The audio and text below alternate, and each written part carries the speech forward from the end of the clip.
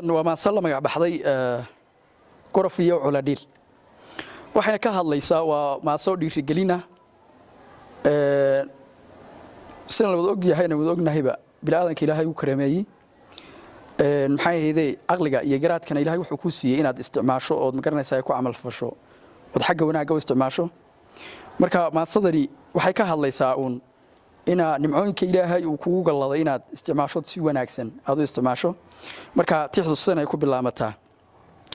waxay leedahay qof kasta guugiisu garashada ku leeyahay hayeeshee mid gaaro dadka lagu galaday oo guul la keenay baa jira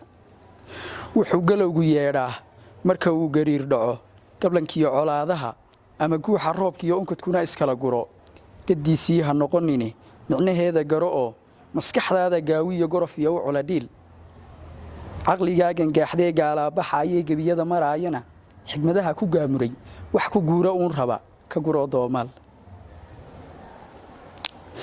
guud ahaan adduunyada geesteeda eego gunta waxay ku haysiyo gocashada waxay docan garashada ku meelee geediga hortiisahan gurtinimo ku idishahay guragale ku sii bixi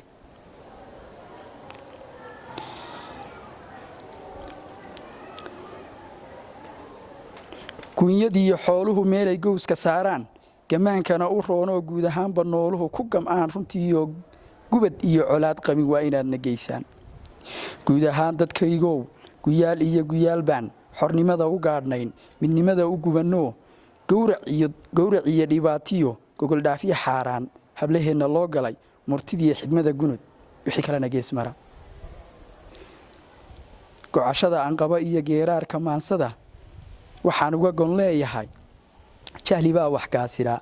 gablan iyo kubada ciil aqoon baa wax goysee garashada ku meel mara